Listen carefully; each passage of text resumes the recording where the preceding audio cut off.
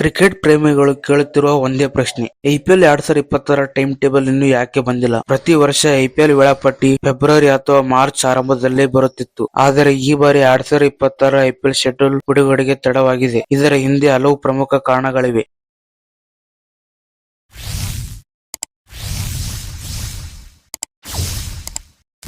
ಮೊದಲನೇ ಕಾರಣ, ಭಾರತದ ಕೆಲವು ರಾಜ್ಯಗಳಲ್ಲಿ ನಡೆಯುವ ವಿಧಾನಸಭಾ ಚುನಾವಣೆಗಳು. ಪಶ್ಚಿಮ ಬಂಗಾಳ, ತಮಿಳುನಾಡು, ಕೇರಳ ಮತ್ತು ಅಸ್ಸಾಂ ರಾಜ್ಯಗಳಲ್ಲಿ ಚುನಾವಣೆ ನಡೆಯುವ ಸಾಧ್ಯತೆ ಇದೆ. ಚುನಾವಣೆ ಸಮಯದಲ್ಲಿ ಭದ್ರತೆಗಾಗಿ ಪೊಲೀಸ್ ಮತ್ತು ಭದ್ರತಾ ಸಿಬ್ಬಂದಿ ದೊಡ್ಡ ಪ್ರಮಾಣದಲ್ಲಿ ಬೇಕಾಗುತ್ತದೆ. ಅದೇ ಸಮಯದಲ್ಲಿ ಐಪಿಎಲ್ ಪಂದ್ಯಗಳನ್ನು ನಡೆಸಲು ಕೂಡ ಭಾರಿ ಭದ್ರತೆ ಅಗತ್ಯ. ಆದ್ದರಿಂದ ಚುನಾವಣೆಯ ದಿನಾಂಕಗಳನ್ನು ನೋಡಿಕೊಂಡು ಬಿಸಿಸಿಐ ಪಂದ್ಯಗಳ ವೇಳಾಪಟ್ಟಿಯನ್ನು ಅಂತಿಮಗೊಳಿಸುತ್ತದೆ. ಇನ್ನೊಂದು ಕಾರಣ, ಈ ಬಾರಿಯ ಟಿ20 ವರ್ಲ್ಡ್ ಕಪ್ ಮಾರ್ಚ್ ಮೊದಲ ವಾರದಲ್ಲಿ ಮುಗಿದಿದೆ. ಆದ್ದರಿಂದ ಐಪಿಎಲ್ ಆರಂಭಕ್ಕೆ ಸ್ವಲ್ಪ ಸಮಯ ಬಿಡಲು ಬಿಸಿಸಿಐ ಯೋಜನೆ ಮಾಡಿದೆ.